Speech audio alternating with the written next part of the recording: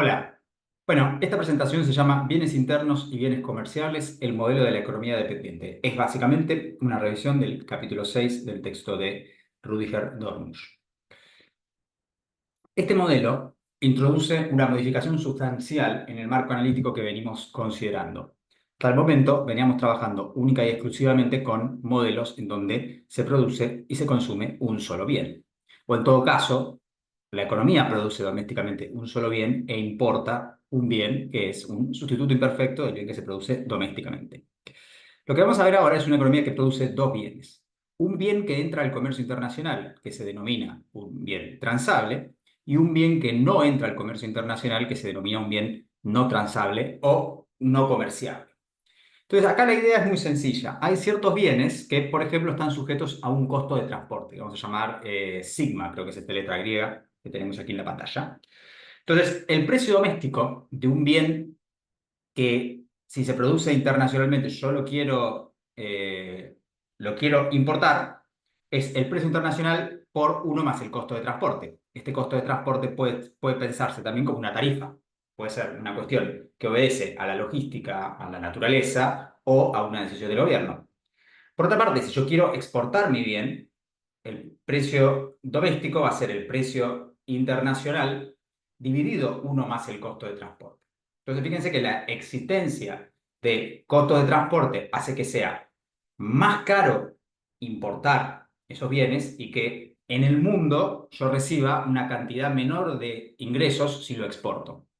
Entonces, por esta razón, los productores van a tener menos incentivos a importar estos bienes y menos incentivos a exportar estos bienes. Y fíjense que uno podría imaginarse que si este costo de transporte no es fijo, los bienes transables en sí, o en todo caso si el precio internacional no es fijo, uno podría pensarse que el grado de transabilidad de los bienes no es una cosa fija e inmutable definida por la naturaleza, sino que depende del contexto.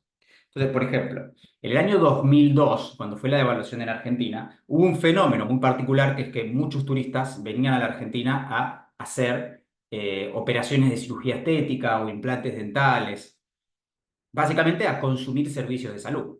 Ahora, los servicios de salud son generalmente un bien no transable. No se exportan médicos para hacer operaciones, salvo que el precio lo justifique.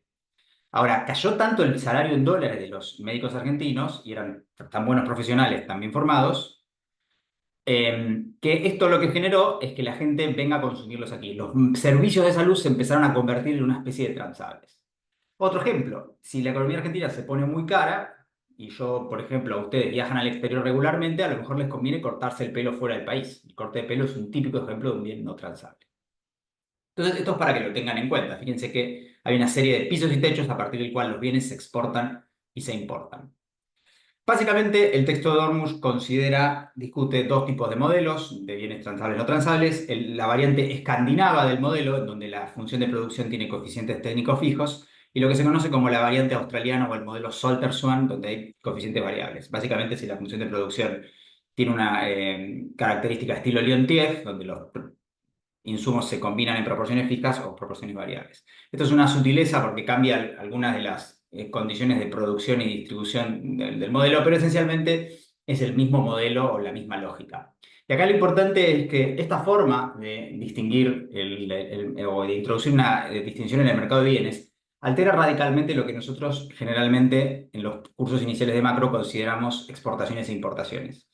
Porque fíjense, ya no hay bienes que se exportan y se importan. Todos los bienes que entran al comercio internacional son potencialmente bienes que se pueden exportar o bienes que se pueden importar. ¿Y qué es lo que va a definir que un país exporte o importe un bien? La diferencia entre lo que se produce domésticamente y lo que se consume. Si yo produzco más de lo que consumo, por definición, porque esta es una economía pequeña, una economía dependiente, todo lo que yo produzco lo puedo colocar como excedente en el mercado mundial como exportación. La demanda de mis exportaciones es perfectamente elástica. A diferencia del modelo tradicional de macroabiertas, donde la demanda tiene una cierta elasticidad y yo solamente puedo vender más bajando el precio, acá puedo colocar todo lo que vendo al precio internacional. Es lo que le pasa, por ejemplo, a productos argentinos, como por ejemplo el trigo, el maíz, en menor medida, pero probablemente también la soja. Por el contrario, si yo consumo más de lo que produzco, ese bien va a ser importado por la diferencia. Bueno, un poco las generalidades del modelo se resume esencialmente en estas ecuaciones que vemos en la filmina de aquí. Siguiendo el texto de Dormush, vamos a concentrar nuestra atención en lo que es los mercados de bienes. Vamos a suponer que el mercado de trabajo se vacía. Entonces lo que vamos a decir es que el salario nominal va a ser una función de los precios, porque evidentemente hay un valor del salario real que hace que el mercado de trabajo esté vaciado, y los stocks de capital del sector no transable y transable. N significa no transable y T transable en esta notación. Vamos a definir al tipo de cambio real como el precio relativo entre los transables y los no transables. Y vamos a básicamente trabajar con una economía que tiene una estructura muy sencilla. Hay básicamente dos mercados, el mercado de transables y el mercado de no transables. Y vamos a tener dos condiciones de equilibrio. La oferta de transables va a ser al igual a la demanda de transables, la demanda de no transables va a ser igual a la demanda de no transables. Perdón, la demanda de no transables va a ser igual a la oferta de no transables. Y esto va a definir dos cosas, el ingreso total de la economía y los precios relativos. Entonces, IN es el producto transable. El producto transable depende positivamente del tipo de cambio real y el producto no transable, perdón, lo dije al revés, vamos de vuelta. IN es el producto no transable, que depende negativamente del tipo de cambio real, B chiquita. Y T es el producto transable, que depende positivamente del tipo de cambio real. ¿Por qué es esto? Porque cuanto mayor es el tipo de cambio real, mayor es el precio relativo de los transables. Entonces, si vos sos un productor que maximiza beneficios y te sube el tipo de cambio real, ¿qué vas a hacer? Vas a mover, vas a querer invertir, vas a aumentar la expansión, la producción de bienes transables y vas a cortar la producción de no transables. Los peluqueros van a recibir la señal de no hacer más peluquerías, los productores de camisas van a recibir la señal de producir más camisas. Esa es un poco la idea.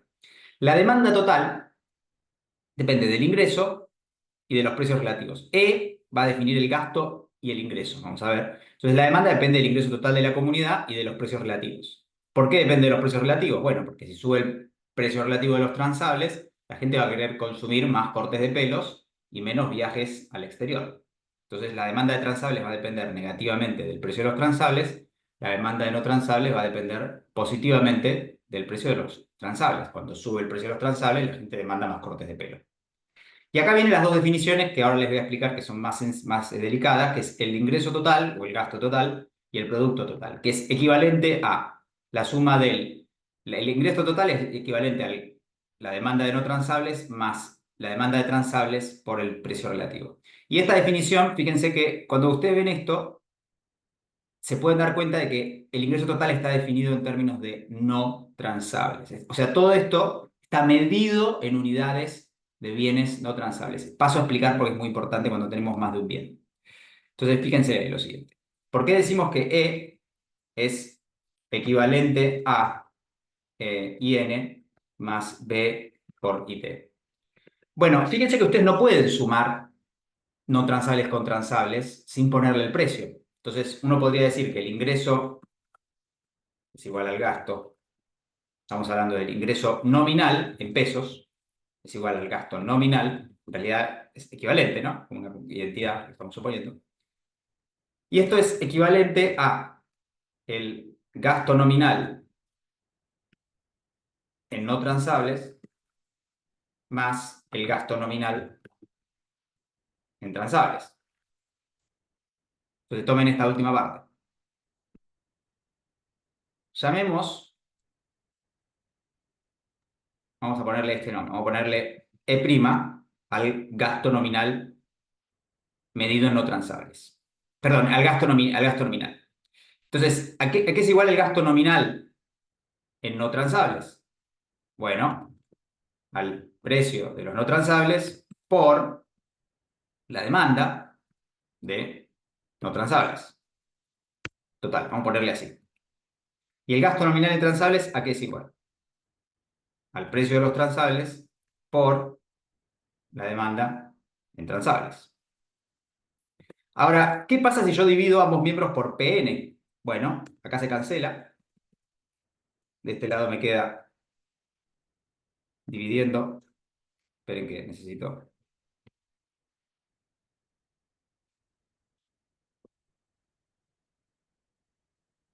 Ahí está.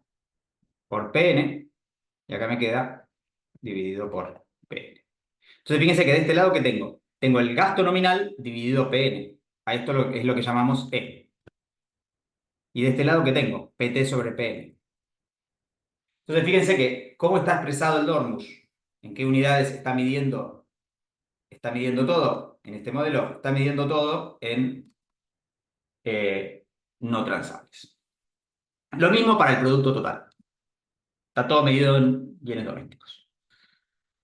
¿Cómo se ve el modelo? Fíjense que es muy sencillo. Tengo básicamente dos condiciones de equilibrio y una identidad.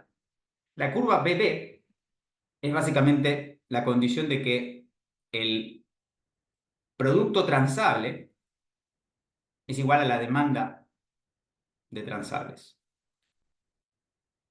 Básicamente, es esta condición que está acá. Pendiente positiva. ¿Por qué pendiente positiva? Porque si yo aumento el gasto, aumenta la demanda de transables y no transables. Si aumenta la demanda de transables, ¿qué va a ocurrir? Tengo un exceso de demanda de transables. ¿Y cómo corrijo ese desequilibrio? Con una suba del precio relativo que estimule la oferta de transables. Entonces, para que la pendiente BB represente las combinaciones de puntos sobre las cuales el mercado de transables está en equilibrio, necesito que la pendiente sea positiva. Lo mismo vale para la demanda de no transables, pero vamos a ver que la pendiente es negativa. ¿Por qué? Porque si aumenta el ingreso y aumenta el gasto, y yo me muevo en esta dirección, tengo un exceso de, yo parto en este punto y me pongo acá, tengo un exceso de demanda de no transables. ¿Y qué necesito para que se corrija el desequilibrio? Necesito que aumente el precio relativo de los no transables, necesito que caiga el tipo de cambio real. Entonces, esa es la aplicación de la pendiente negativa. Y finalmente, notemos que donde se cruzan la BB y la NN, sí o sí tiene que pasar lo que Dormus llama la curva I, o la curva II. En realidad no me acuerdo si Dormus lo llama así, pero me gusta ponerle ese nombre. Que es básicamente la condición de que el ingreso total es igual al, al gasto. Básicamente eso se cumple sí o sí. El ingreso es igual al gasto. ¿Por qué? Bueno, fíjense. Si yo calculo la diferencia entre el ingreso y el gasto, E menos I, se sigue de las definiciones del gasto y del ingreso que la diferencia entre el gasto y el ingreso es igual al exceso de demanda de transables más el exceso de demanda de no transables.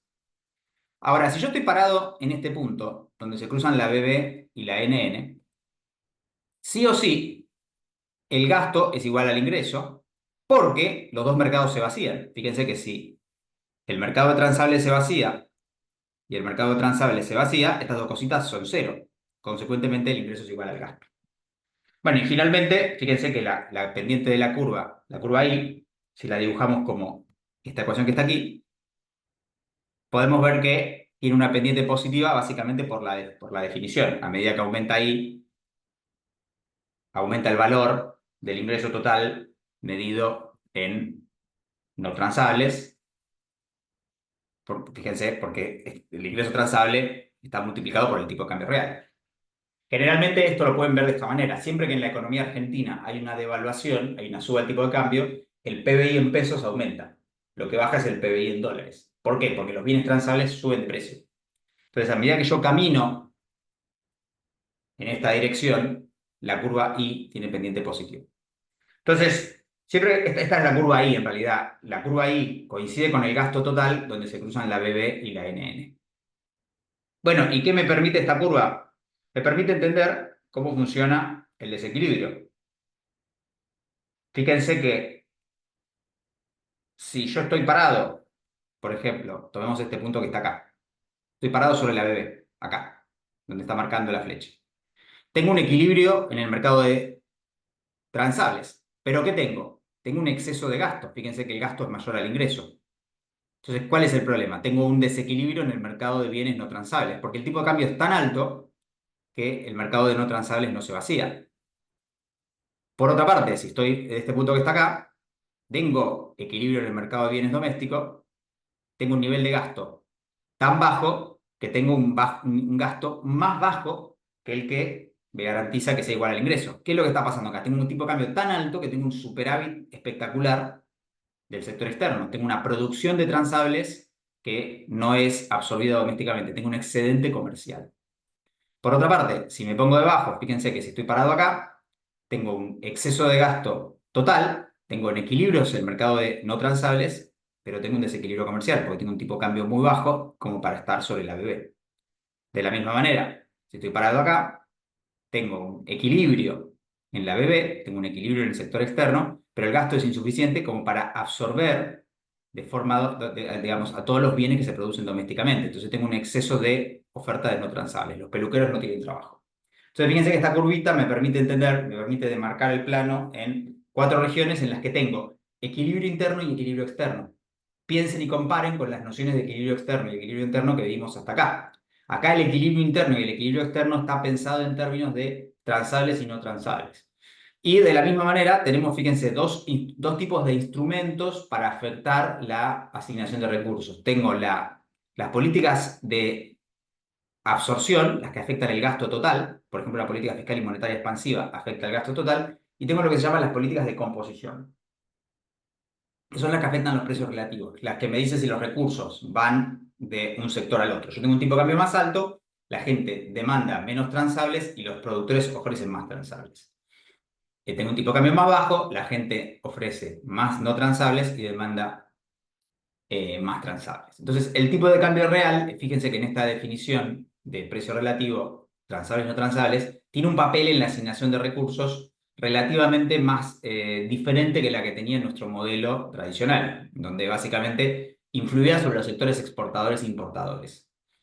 Em, ¿Por qué se llama modelo de la economía dependiente? O a veces se usa más para economías en desarrollo. Bueno, básicamente porque la idea fundamental acá es que los sectores transables son típicamente los sectores modernos, industriales, donde hay posibilidades de aplicar proceso tecnológico, donde hay más economías de escala. Sectores no transables suelen ser los sectores tradicionales de la economía, la peluquería, los servicios, sectores en donde el crecimiento de la productividad no es tan acelerado. Entonces, es esperable que el progreso tecnológico, el cambio técnico, tienda a tener lugar en el sector transable. Entonces, los precios relativos tienen una relación con los procesos de desarrollo. Generalmente, como la productividad aumenta más rápidamente en los sectores transables, las economías más avanzadas suelen tener bienes transables relativamente más baratos que los servicios.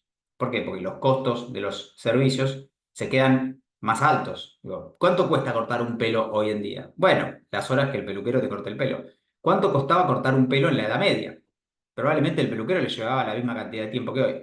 ¿Cuánto costaba una camiseta en la Edad Media? Un montón de horas de trabajo. Hoy en día, una camiseta se hace de forma muy eficiente y barata. Entonces, ¿qué debería esperar uno? Que baje el precio relativo de las camisas en relación a los cortes de pelo. Consecuentemente, los cortes de pelo van a ser más caros en una economía que experimentó un proceso de cambio tecnológico que una economía más atrasada. Por eso, cuando viajan al exterior, van a ver que los países más pobres suelen tener servicios más baratos, la India, México, y las economías más avanzadas suelen tener servicios más caros. Tómense un café en Nueva York, en Londres, van a ver que es imposible. Entonces, esto es lo que en economía llamamos el efecto Harrod-Balazs-Samuelson, que es esta idea de que los precios relativos se vuelven en contra de los transables por el progreso tecnológico. Bueno, esta es un poco la introducción, es lo más importante que necesitamos del capítulo 6 del texto de Domush, y en las próximas clases vamos a seguir avanzando con nuestra discusión.